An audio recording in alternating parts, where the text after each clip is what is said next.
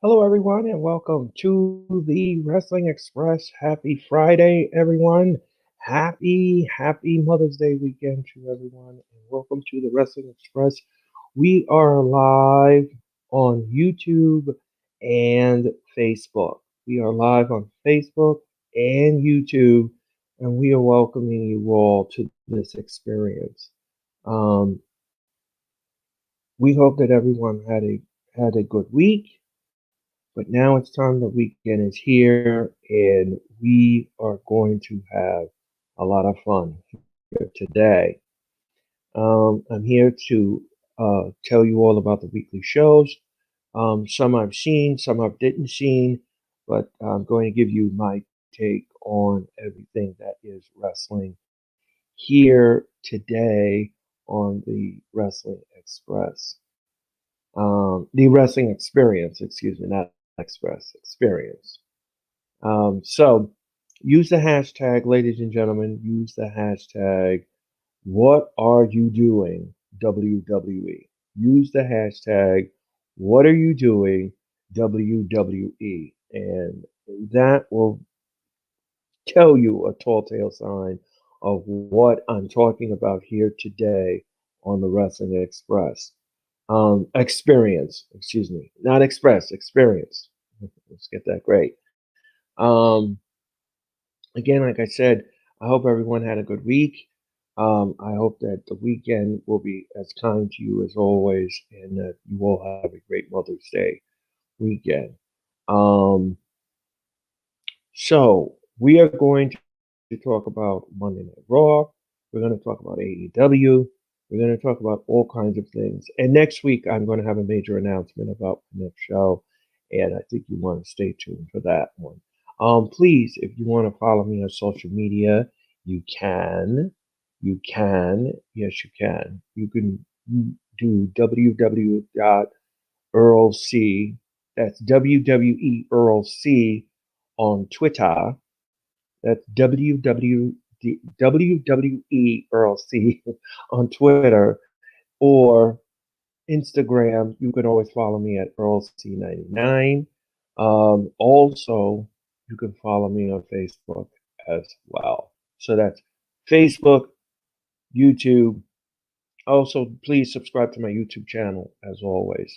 Um, yeah, you can subscribe on YouTube, Facebook, Instagram, or you can follow me on Twitter. The Twitter sticks. Yeah. So,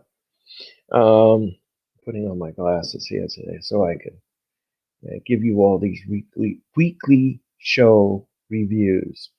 So how is everybody doing today? And I hope everybody's doing well on this Friday, May the 7th, 2021. Hard to believe we are in the month of May and we're heading into the month of June. Crazy, but it's true. Um, let's just go over Monday Night Raw. Um, Monday Night Raw was terrible. The show was a culmination of a train wreck, and it was a culmination of a letdown. First of all, the booking again, as I said before, the booking is incorrect when it comes to Raw, and this is the problem that we have here is the booking.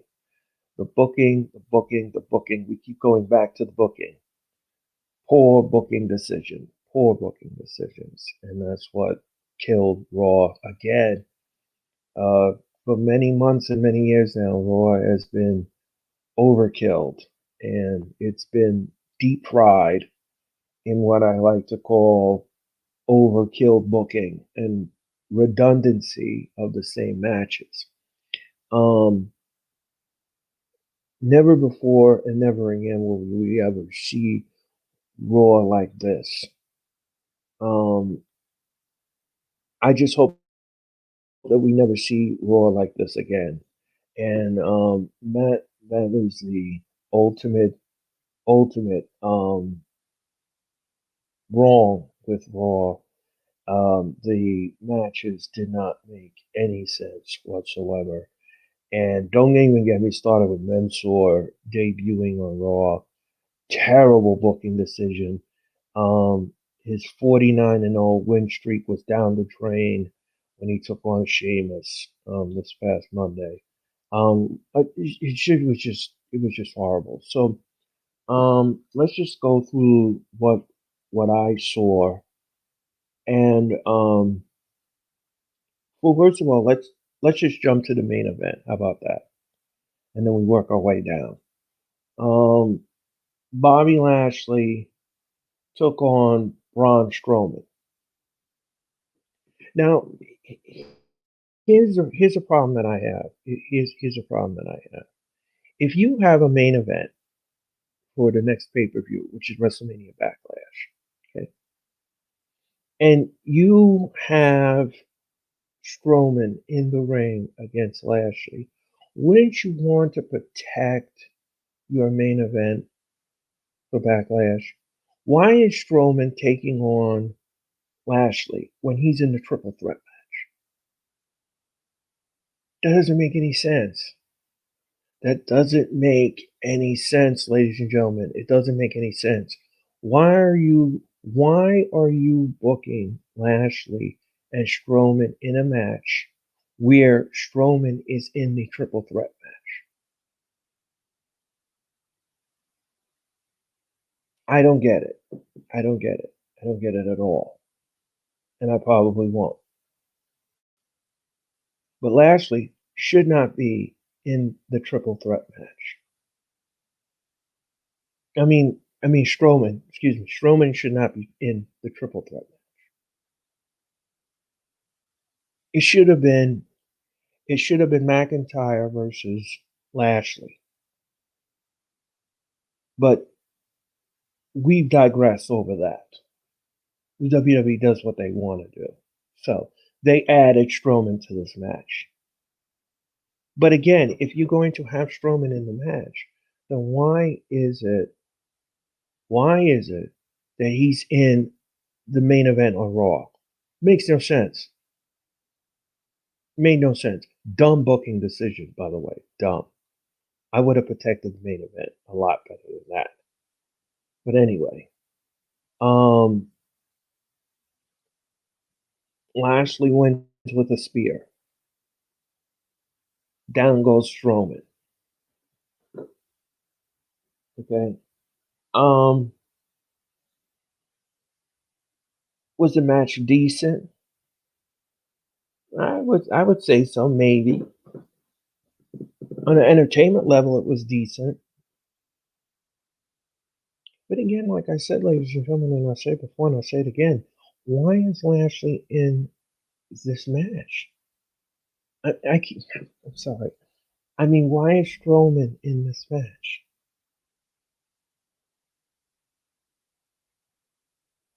I just don't get it.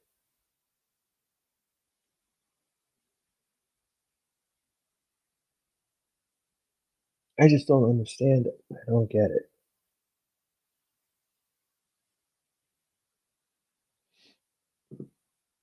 Again,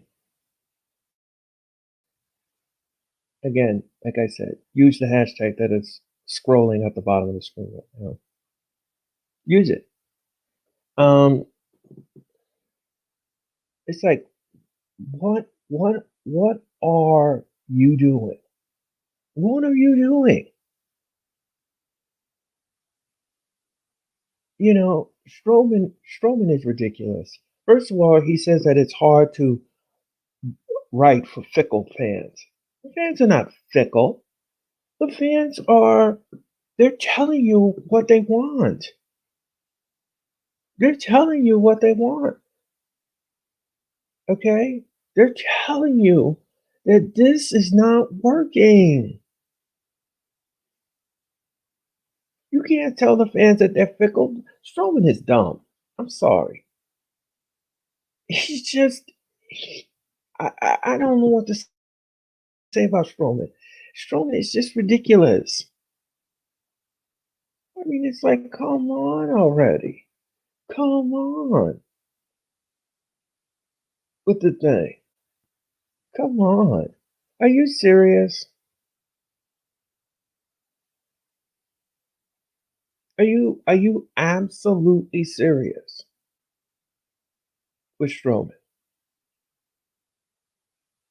Are you absolutely ridiculous? You're ridiculous. Strowman is just out of his mind. It's not hard to write for fans. You know what it's hard? You know what it's hard? It's hard for us to watch this raw crap. That's what's hard. Week in and week out, we are fed crap. That, that's what's hard. That's what's hard. And there's no sugarcoating it. But that's what's hard. That is what's hard for us to sit there as viewers, as an investors, to sit there and to watch this diatribe of a weekly episodic show every week. That's what's hard. That is what's hard. But again, I digress. I digress. I do. I do. I do. I do. I do. I do digress. Strowman is ridiculous. He should not be taken seriously, and it's just he should not be taken seriously. He really shouldn't. So we had we then had that main event. Okay. Then we had the Raw Tag Team match. Almas, AJ Styles, New Day. I mean,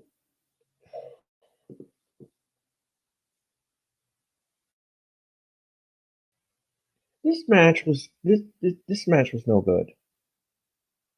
I mean, New Day retains. New Day. I mean, New Day retains. I don't know what's wrong with me today. I'm just all over the place. I apologize. Omos and AJ Styles retain with the phenomenal form on top of Omos. What is there to say? What's there to say about the match? Was it decent? I guess so. I don't know what to say about Omos. He can't wrestle. The dude can't wrestle. He reminds me of the great Khali. He can't wrestle. He's just not entertaining for me. I'm sorry. He cannot wrestle. The dude cannot wrestle a lick. Can't wrestle. And then you take them off WWE TV for God knows how long after WrestleMania. You didn't bring them back. So what was the sense of giving Omos and AJ Styles the tag team belts if you are just going to just remove them entirely from the picture, the booking picture? Does that make sense? You win the WWE Tag Team titles at WrestleMania, but then you're not on the night after Raw. You remove them from the show, and then they come up with this vacation crap. Like we're supposed to buy all of that. I mean, come on. This is ridiculous. This is absolutely ridiculous. No one's buying that. No one's buying it at all. Anyway, AJ stands there and he, I mean, he's carrying the team. Basically, he's carrying the team. Omos can't wrestle. This is the worst booking decision I've ever heard of. I've never seen anything quite like this. I've never seen anything of this magnitude, of this nature. I mean, what in the world? Who booked this? Like, come on. Who booked this stuff? You can't make this stuff up even if you tried.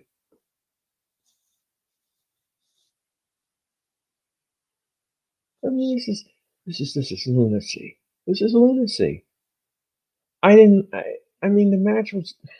I don't even know what to say about the. The match was. It was kind of like one-sided, almost. I don't know. I just think that in this day and age, you should not. You should not do anything of this magnitude and do anything like this. Ridiculous. Ridiculous. Absolutely ridiculous. All right. Then we had the vignette for Eva Marie. Now let me explain something to you with this vignette. Okay? If you think Eva Marie is going to save Monday Night Raw's ratings, you are not a wrestling fan. She is not going to save this show. No. Why bring Eva Marie back? For what? She was released a couple of years ago from WWE. She was released. And now all of a sudden WWE decides, oh, we made a mistake, we're going to hire her back. Uh, Come on, guys. Come on. Don't insult my intelligence here. Eva Marie is not the end all to be all. She's not. She couldn't even wrestle in the ring. That's how bad Eva Marie is. At least Mandy improved her wrestling skills in the ring, which I'm kind of scared of because ever since she did improve on her wrestling, she's been bitten by the poor booking. But Eva Marie can't even wrestle. She can't wrestle. So why are you bringing her back? For what? For what? Why are you bringing her back? Guys, you can't make this stuff up. Can't make this stuff up. Can't make this stuff up. Can't can't make this stuff up. Even if you tried. Sorry, my clock's going off. But you can't make this stuff up. You can't. No. No, you can't. Even Marie vignettes, she's coming back. Whoop de doo.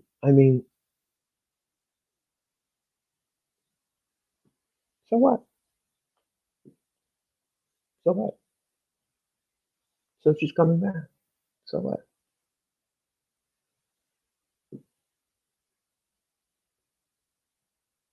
Do you want me to jump up and down? Do you want me to do handstands? Do you want me to do cartwheels? Do you want me to do what?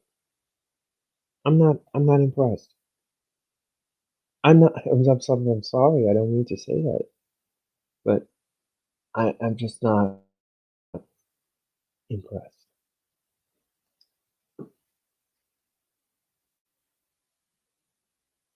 Charlotte Flair took on Dana Brooke. Now, WWE fans on Twitter are upset with this Charlotte Flair situation, and so am I. I mean, first of all, she took on Dana Brooke. Okay, she wins the match via the submission. Match wasn't terrible, but Dana Brooke is horrible. Dana Brooke is she's horrible. She can't wrestle. She just can't. I'm sorry. I mean, she just can't wrestle, folks. I'm sorry. I know that there are Dana Brooke fans out there. You're probably gonna shoot me. Probably gonna shoot some arrows at my direction. But I'm sorry, but she can't wrestle. She can't wrestle. She can't. She just. She can't. Okay. Don't sugarcoat it. Don't deny it. Don't go past goal. Don't collect $200. She can't wrestle.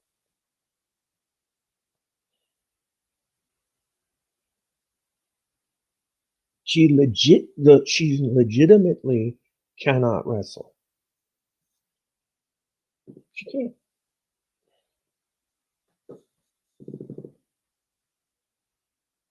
So she's punishing Dana in the ring, and Mandy Rose saves Dana and kicks Charlotte out of the ring, drop kicks her when she was in the figure eight. Kicks her out of the ring. Boop. Out you go. So so then first of all, this whole situation with Charlotte, I think it's very upsetting. First of all, you let go a whole bunch of slew of WWE superstars. And then on top of it, you then throw salt in the wound by bringing back Charlotte. Now, Charlotte was suspended. Charlotte was suspended indefinitely and fined $100,000 by WWE. Or so we thought. Until her bestie, Sonya Deville, saves her, makes her apologize, and she gets reinstated. Am I missing something here? Why is Sonya Deville a WWE official when she should be in the ring? Like, what's going on here? Like, what are you doing? As an example down below. What are you doing? Like, what are you doing? What are you doing?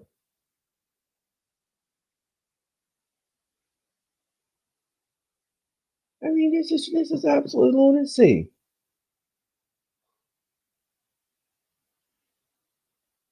I can't stand her. I I cannot take her anymore. She did not earn. Listen to me carefully, folks. She did not earn to be added to the triple threat match. She did not earn it. Why is she in the match? Why is she in the match? She didn't earn it. She didn't earn it. Nor should she deserve it. There are so many women in the women's division that you could have gave this title opportunity to, but instead you give it to Charlotte Flair. Excuse me? So everyone in the locker room is peanuts to Charlotte Flair. She's not the end all, the be all.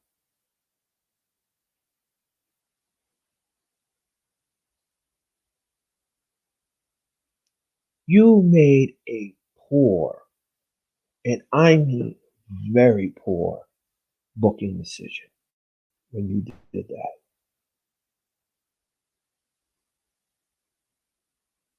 Very poor. I mean, come on already. Why is Charlotte? Why is Charlotte in the triple threat match when she didn't earn a dang thing? I mean, come on, guys. Come on. Don't insult my intelligence. Come on. You can do way better than that. Way better than that.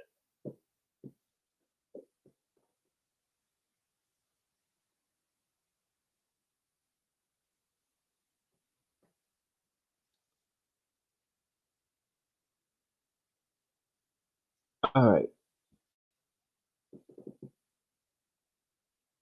Sheamus taking on Mansoor. Wrong, wrong, wrong, wrong. All wrong. This was another dumb booking decision. Another dumb booking decision. Another lazy booking decision. First of all, you couldn't have Sheamus lose because he's a champion. And you certainly shouldn't have never let Mansoor lose by disqualification and gave up his 49-0 win streak. So you know what you do to solve this problem? What I would do when I was booking this, if he wanted to get his feet wet on the show,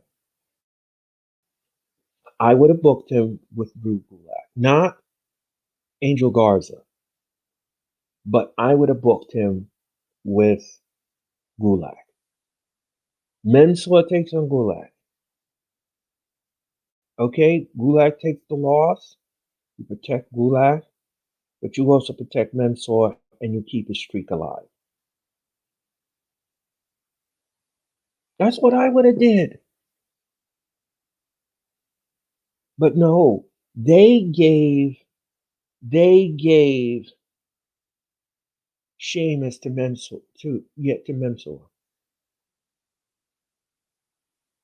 And he lost the match via disqualification because Humberto Carrera comes in the ring and attacks Sheamus and then continue their feud. Now, I would have booked Sheamus into something else. Maybe Angel Garza could have taken on Sheamus. So he would have taken a loss in the match when Humberto Carrera came in and, and attacked Sheamus. But it would have made more sense that way than flip flopping it the other way.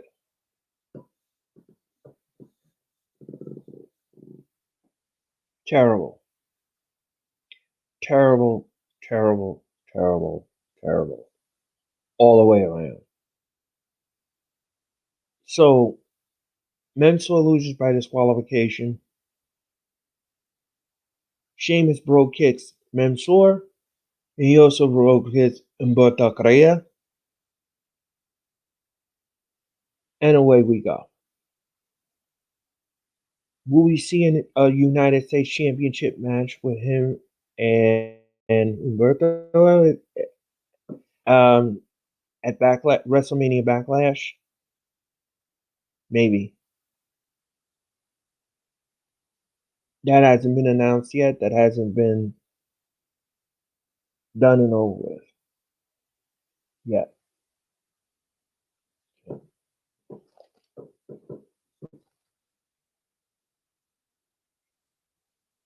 Damian Priest. Damian Priest taking on the John Morrison's.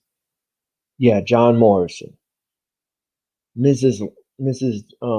Attachment Piece, as I like to call it. Now, again, ladies and gentlemen, like I said before, and I'll say it again, this is just absolutely ridiculous.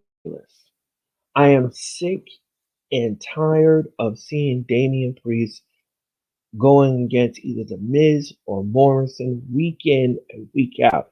Get Damian Priest away from The Miz.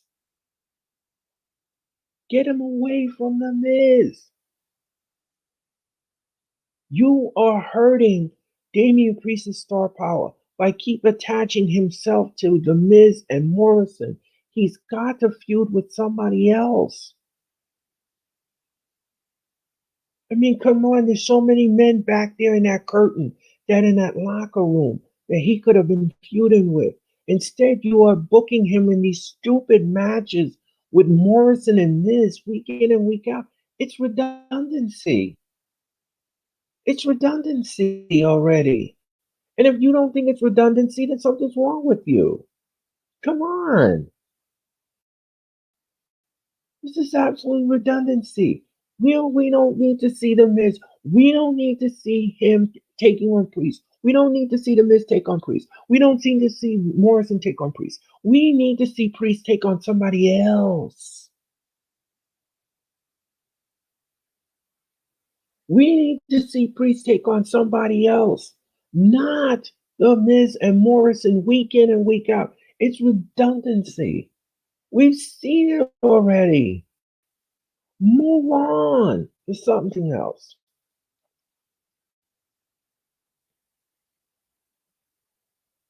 Like, what are you? Look at the hashtag. Look at the bottom of the screen. What are you doing? What are you doing?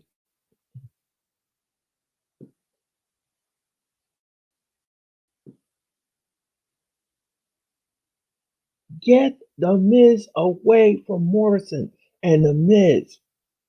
For the last time, for the love of Peter.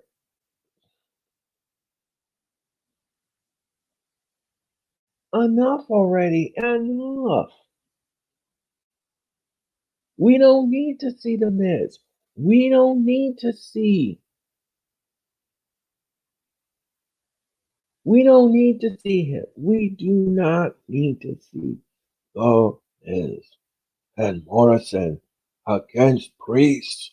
We don't need to see it. We don't want to see it anymore.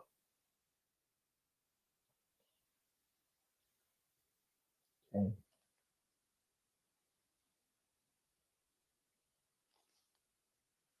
Angel Garza taking on Drew Gulak. Now, backstage, they had this tussle, had this interaction. He talked about he was going to take the rose and stick it up where the sun doesn't shine. Well, he did just that.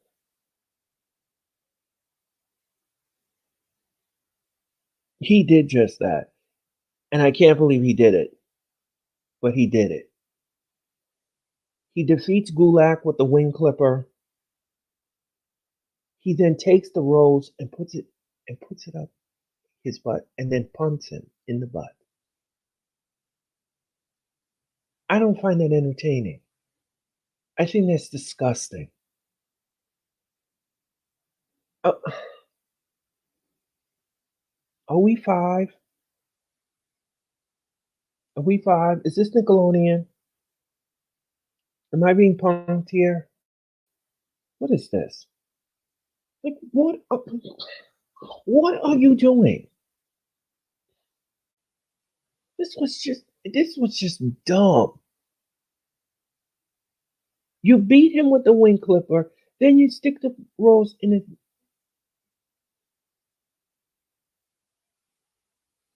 Dumb. Just like the tomato backstage throwing it. And are we five?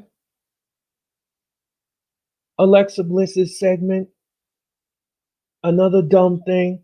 Alexa Bliss is horrible, by the way. That Funhouse thing she's done, she's just horrible.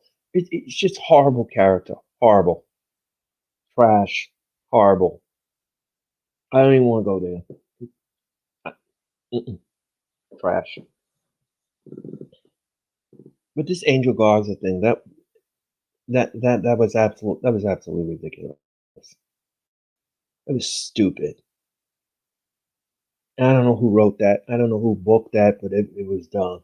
It was just dumb. Not good. Not entertaining. Not anything. Dumb. Dumb. Sorry. Stupid.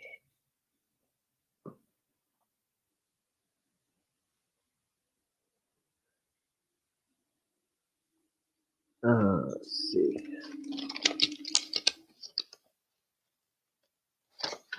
All right.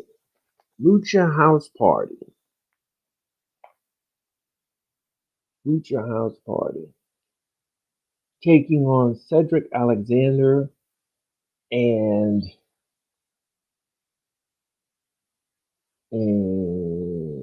Shelton Benjamin. Lucha House Party wins via pinfall. Grandmaster League pins. I believe it was Shelton, I think. Yeah, I believe. But after the match, Shelton Benjamin um, and Cedric are no longer a tag team. Look at what he become. Look at what we become. Was what Cedric was saying. He said I should have dumped you. He went on about how he should have dumped Shelton. He wanted out of the Hurt Business, and he's done. So the Hurt Business is no more. Cedric and Shelton are no more.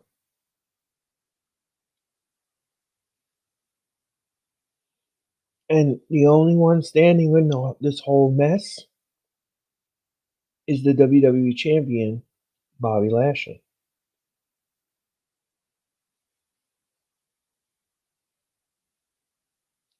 Again, like I said before, and I say it again, ladies and gentlemen, I didn't understand why they disbanded the Hurt Business. I didn't understand it. I mean, this was just, I don't even know what to say. I don't have any words for it. Rand Mattingly picks up the win for the Lucha House Party. The implosion of the tag team of Shelton Benjamin and Cedric Alexander unfolded in front of our eyes, and I just don't know what to say about it. I mean, what do you say? Like, what do you say? Like, how do you say it? I don't think this was the correct decision. I don't think it was the right direction to go into it. I mean, they were the Raw Tag Team Champions. They didn't have such a good run. The WWE didn't believe in that kind of a run. So they broke it up. They broke them up, made them drop the straps, dismantled the team, and we just move on. Nothing really I can say. It was. I wouldn't have done it like that. I wouldn't have booked it like that. But okay, I wouldn't have broken them up. But okay, the WWE doesn't believe in their tag team division anyway, like they did before. So I've debated that on many shows about the WWE tag team division, and I washed my hands of it. Basically, I washed my hands of it. I don't agree with it, but okay. And then Randy Orton and uh, Riddle defeated Elias and Jason Riker. They defeated Elias and Jason Riker. Very strange bedfellows. Now, a couple of weeks ago on Raw, Randy Orton takes on Riddle in the ring. Riddle then gets a huge upset over Orton by beating him. Then all of a sudden, Booking decides, haha, we gotta make these guys a tag team. So the next day on Raw, the next week on Raw, we get to see these two as a tag team. Huh?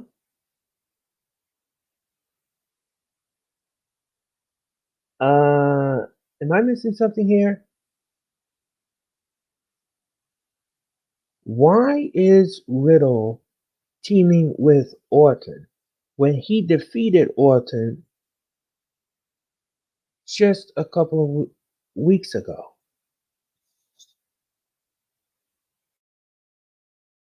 Huh. Huh. You see where I'm getting this? You see where I'm coming from with this, right? Why is Riddle? Why is Riddle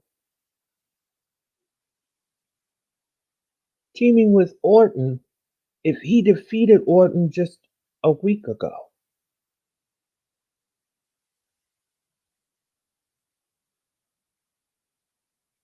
Wouldn't you want to carry the feud between Orton and Riddle just a little bit longer? Wouldn't that make more booking sense than to have them as a tag team? I'm just throwing it out there in the universe. It would have made more sense if you had them as a as foes, taking on each other to continue the feud. Maybe it would have been a great feud. But then you gave them one and done, and then you made them into a tag team. That makes no sense.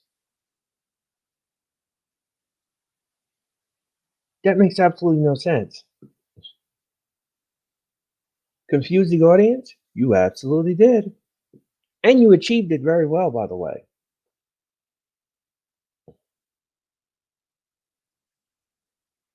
I don't get it. I don't get it. I don't I don't see it. And I probably will never will in my lifetime.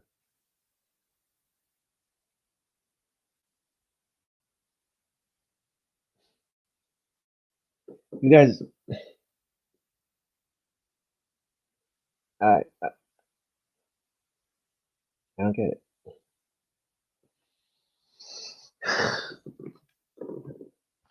I don't get it.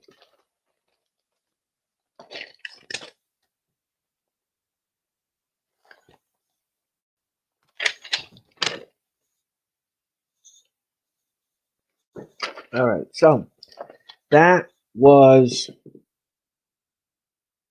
Monday Night Raw in my review. Horrible show. D minus. It was a mess of a show. A mess.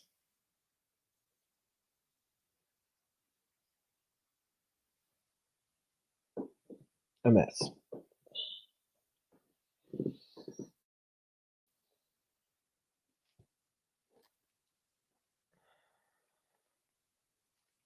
Let's move on to NXT. NXT. All right. All right. Let's go down the NXT road. This Tuesday night, NXT took place on the USA Network at 8 Eastern, 5 Pacific on the USA Network. We had this was a decent NXT. I especially love the main event, the street fight for the NXT Women's Tag Team Championship. I'll talk about that. I'll expound about that. However, I was a little disappointed. A little disappointed because I don't like playing hot potato with titles. I told you that before. Those storyline hot potatoes should not be happening in wrestling. and I'll talk about a little bit about Dynamite as soon as I'm done with NXT because I need to talk about the main event. We're going to gloss over all of the other matches. I mean, they were what it is. Um, we all knew SCU was going to win the number one contendership. They're going to go after the Young Bucks next week with the titles. We all know that everyone is clamoring for a heel turn, but I'm going to talk about that. I'm going to talk about that later. But first, let's get into NXT. Um, Falls Count Anywhere. We had that. We had the opening contest. Falls Count Anywhere. Leon Ruff taking on Isaiah Swerve Scott. This was better. Listen to me carefully. This match was better than the other matches that these two had. This had intrigue, this had drama, this had weapons, this had moves, this had everything. The only thing I was disappointed with was the finish. I didn't like the interference from his entourage. I didn't care for it. He should have won clean, but I digress. The match was good though. Didn't care for the ending, but the match was okay. In my eyes, it was okay. It was good for what it was and what it was booked for. It was good. It told a great story. It told it put another asterisk in this feud, and it kept the fluidity and the interwoven very good. I enjoyed it. It was great for what it was, and this was absolutely scintillating to say the least. Um, the fight did spill on the arena floor. Both men fought on the floor. There was a full toolbox used, and it was. I mean, it was just move for move, hold for hold, counter for counter. This was just absolutely what you wanted to have happen in a false count anywhere match. These gimmick matches, they have to live up to their billing, and this did. It did. Um, a series of springboards, a series of springboards, and um, however, in the end, there was a couple of toolbox. Like I said, there was a toolbox used in the match. They used springboard cutters were used. Moves like springboard cutters were used. Um, Ruff on several occasions nearly had the win in this match. He nearly had the win. He nearly did. But unfortunately, AJ Francis came in and snuffed the rally right out of Ruff, and Swerve picks up the win in the ring with the 1, 2, 3. Thanks to Francis, who stopped Ruff's momentum in this match.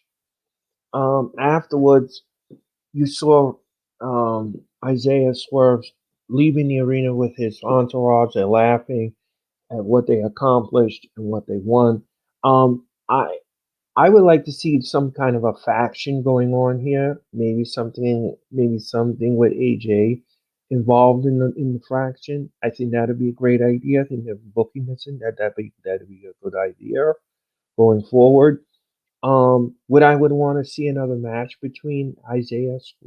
Well, I mean, there is that element of that interference from AJ, and We're probably going to get the final chapter very soon. In my opinion, I think that's what's going to happen.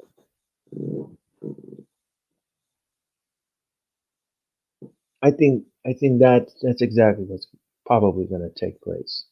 Probably. Um, I think that they would definitely benefit from the match, and I think that they would benefit the final because there's there's an asterisk here. Would Ruff have defeated Isaiah if AJ wasn't involved? If he didn't get involved in the match, probably he would have. Probably, but we would never know because of the interference. So they left a question mark, a hang on,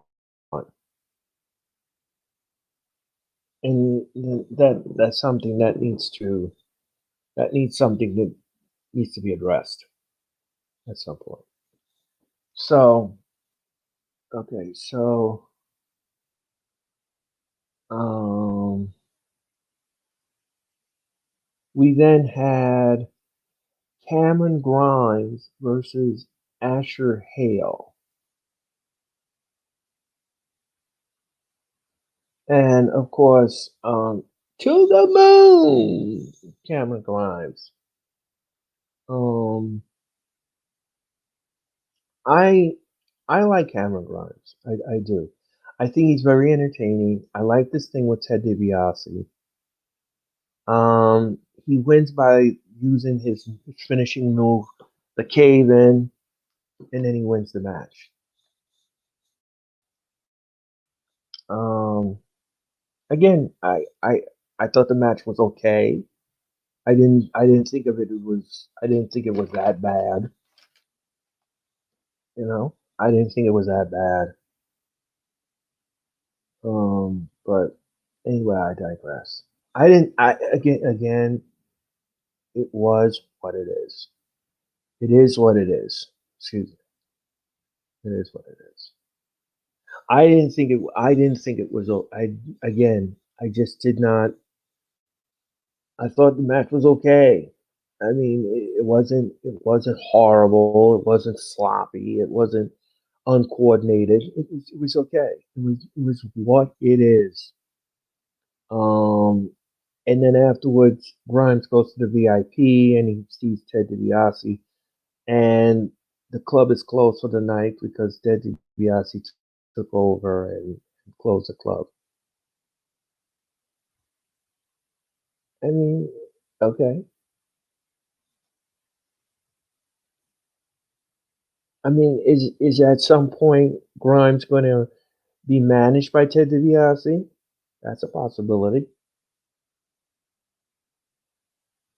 but we'll see. Right? We will see. Tommaso Ciampa and Timothy Thatcher took on the Grizzled Young Veterans. Now, last week on NXT, these teams were in the ring, and they cut a beautiful. I I thought it was great, a great promo. The match was good. Okay, the match was good. However, this match lacked two key elements in the match.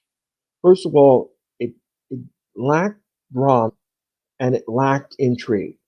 Now, what I mean by lacked drama and lacked intrigue, um, if you were going to book this match, if I'm a booker, I'm going to book this match because MSK, MSK is the current NXT Tag Team Champions. Okay, they're the current Tag Team Champions, MSK. Right? Okay. Wouldn't it made sense? Listen to me carefully. Wouldn't it have made sense, booking wise, if you would have booked this match for the number one contenders for the NXT Tag Team Champ? A lost opportunity here for WWE. Lost opportunity. A very wasted, lost opportunity by the WWE. You could have booked this match for the number one tag team championships, but you did. You did. You screwed the pooch on this one. You had the opportunity in your lap. You could have booked the match. The match ends with a Fujinami arm bar. That's tough for me to say. And Wade Barrett's shoe. So that's how the match ends. The match ends with a Fujinami arm bar and Wade Barrett's shoe. I can't make this stuff up, even if I try.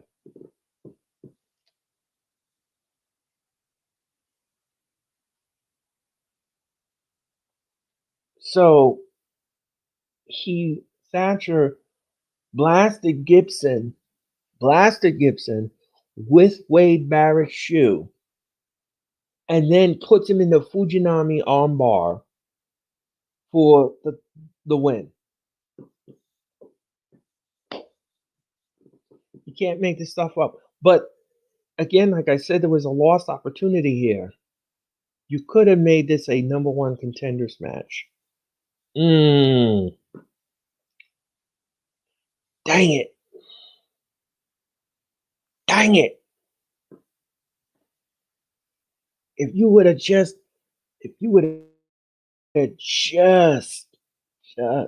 booked that way, it would have made that match so much more intrigue, more drama.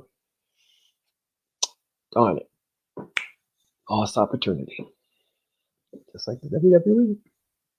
It's the hashtag. Karrion Kross segment was a mess. This is where the show went. Ooh, down to the basement. Karrion Kross is in the ring. Balor is in the ring. Gargano came in later. O'Reilly was in the ring. You had Pete Dunne in the ring, all vying to come after Kross for the. This segment was a mess. This was a mess. Absolute horror show of a mess.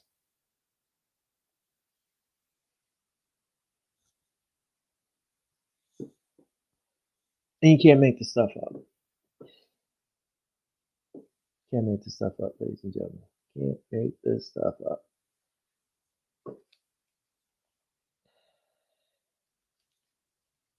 I didn't understand it.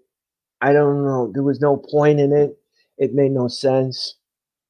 All of these men fighting for them to be what? I mean, if you had O'Reilly in the ring, what you should have done was you should have had O'Reilly just in the ring and then have him challenge Kross for the title, and then either have him say, I accept, or have some drama behind it, or have him say, you're not worthy of getting the title. But when you had all of these other men come out, I was like, what is like what is this? Like, what are you trying to convey to the audience?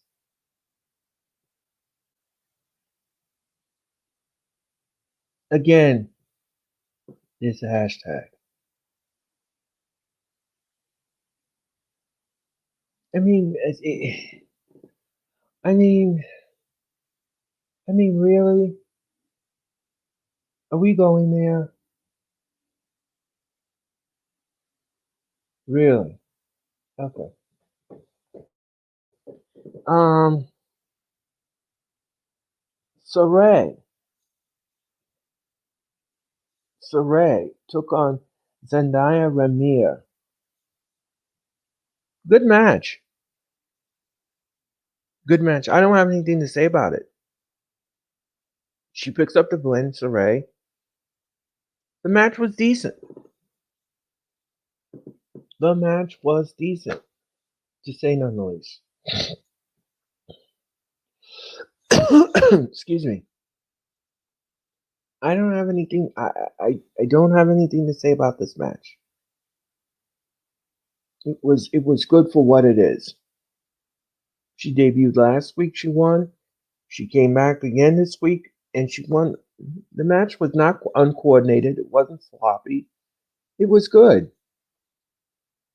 decent. It was okay.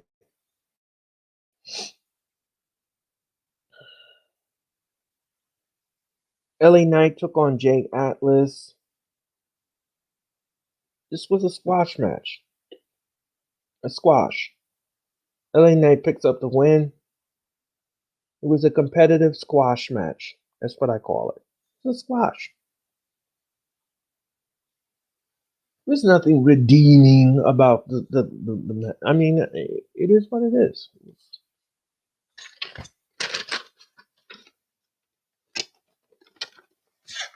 And then we had the main event. I believe that, yeah.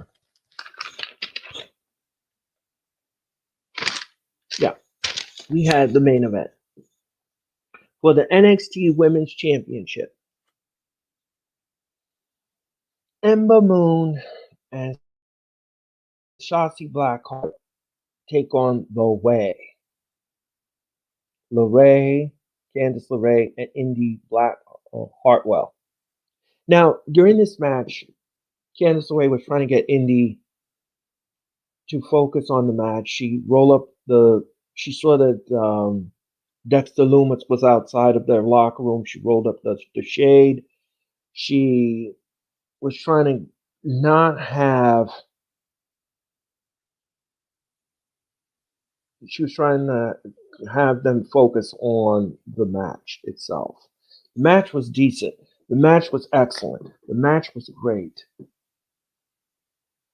I don't like playing hot potato with titles, but this was great. Candice LeRae picks up the win, and she solidifies herself in the match. She wins her championship. It was well deserved. I think it's about time Candice had some kind of championship to her name, to her asterisk.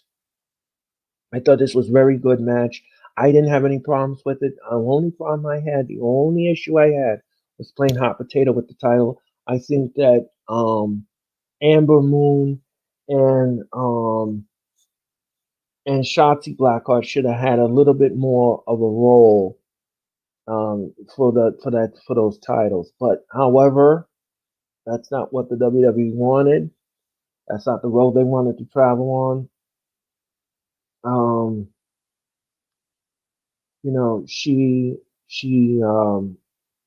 in the match they used trash cans, they used ladders, they used anything but anything was done.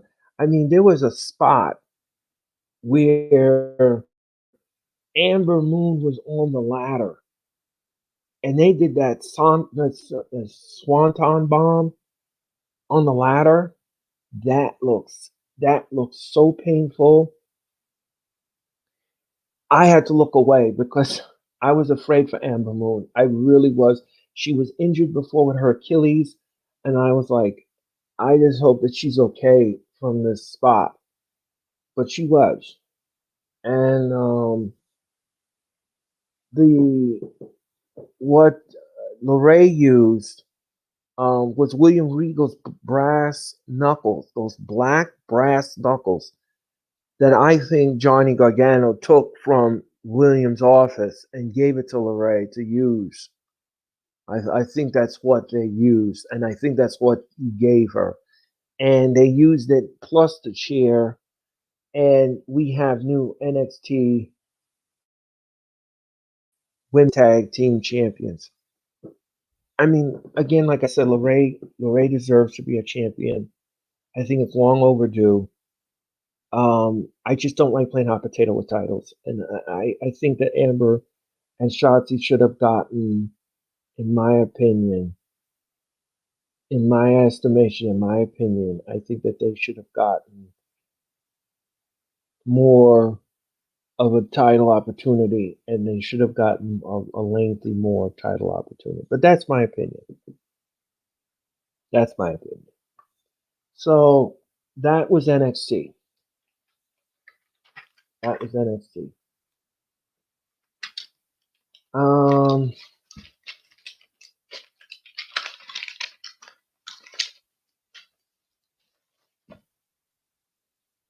okay, so we had AEW. AEW. We had the blood and the guts. We had the blood and the guts. Okay, first of all, I did not like the ending to Blood and Guts. Okay, I thought that this match should have ended better than the ending it got. Jericho being threatened to be tossed off the cage, the inner circle quits, the pinnacle wins. This was a war. This was a bloody mess war. The scars to prove it are unreal. Look on the internet, you'll see the scars. Absolutely, absolutely scintillating. This was absolutely the most brutal match. The only problems I had were the following: the match itself was okay, but it wasn't live. Half of the match was taped, and half of it was live. So you had half of it taped and half of it live, and it was spliced together. That's what they call in production spliced. It was put together and it was interwoven together. So you saw the tape portion, which is the live audience. The live audience saw the tape portion of the show while they were on commercial. So the live audience saw the tape portion of the match. And when we come back from commercial, they were already they had already had them introduced. They were walking around the cage, the first person in the cage, the first. So all of this was done tape. And why was it done tape, the first portion? Because Tony Khan said that he could not, he said it was very difficult for him to put together two rings in the arena. First of all, this is lazy production. If you're going to have a show, now look at NXT. NXT had war games. Okay. If you're going to have war games where you had two cages in the ring, you can have two cages. I mean, if you had two rings and a cage in the ring, that is to be built the night before in the arena floor so that this way you have your measurements and everything is correct so that this way it looks good on tape on TV and it looks good in presentation wise. You make sure the sound is correct underneath the ring. You make sure that the combatants that are in the match are coordinated correctly, which ring they're going to start in first, and everything else. So all of that's done the night before. All of that's rehearsed. All that's done before. It's all production. So I think that this is a lazy cop out for AEW to say, well, we couldn't put two rings together and we couldn't. No, that's lazy production. You could have done that the night before. That should have been done the night before. You shouldn't have taped that. You cheated the audience out of a live production of the. You cheated them. So AEW had to give back money. They gave back refunds to the audience for cheating them out of the live experience. So so then so then we had the inner circle being defeated by the pinnacle.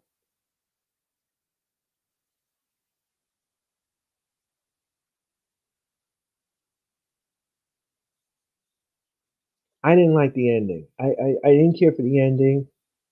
SCU, they're going to take on the they're going to take on next week the heels of the AEW Tag Team Champions, the Young Bucks. Again, I think SCU is going to break up next week. We're going to see a heel turn. Excuse me. We're going to get a heel turn.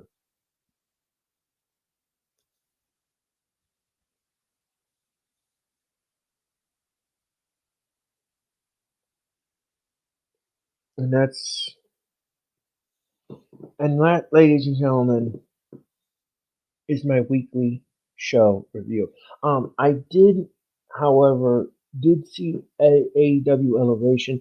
I don't have time right now, unfortunately, to go over Elevation. The matches were decent. The matches were decent. I'll tell you that much. The matches were decent. Miro, well, I'll go over it quickly with you. I'll go over it quickly. Um, this past Monday, AEW Elevations took place. Miro took on Will All Day. Miro wins. Abaddon took on Ryo Mizunami. Abaddon wins.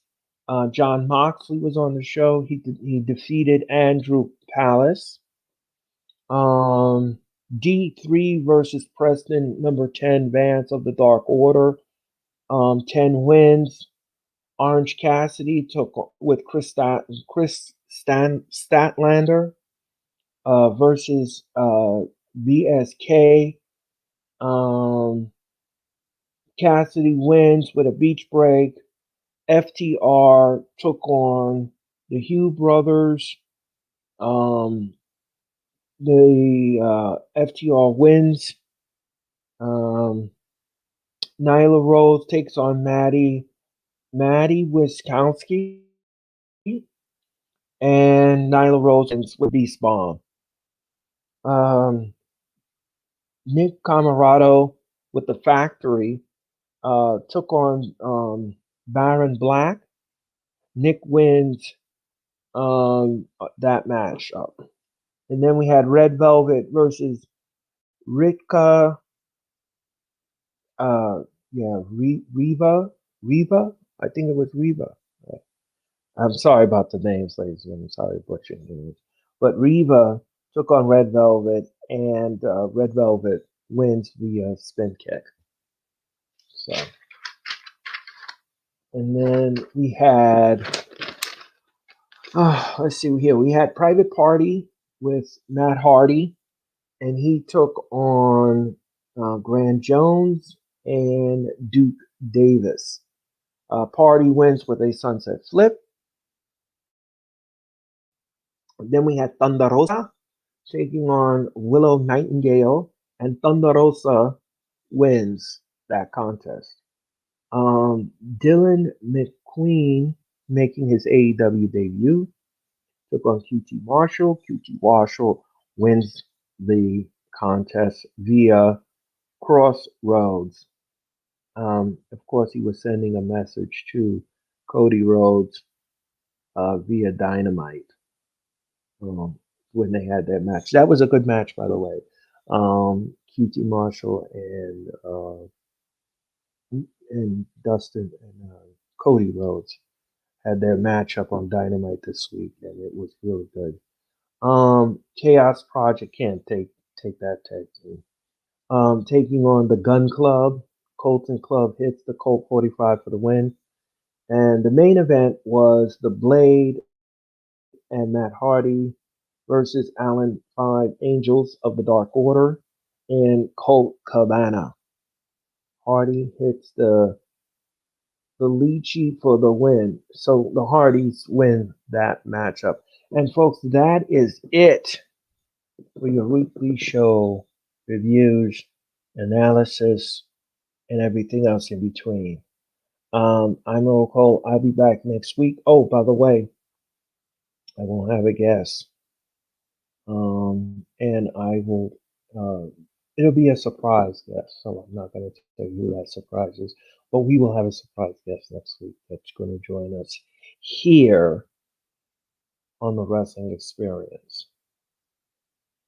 Again, like I said, folks, use the hashtag what are you doing WWE. I hope everyone has a great weekend. Enjoy your Mother's Day weekend. I will be back here next week with another surprise guest. Until I see you next time, this is Earl Cole reminding you once again, save me a great ringside seat, and I'll see you when I see you. And have a good weekend. Enjoy Mother's Day. So long, everyone.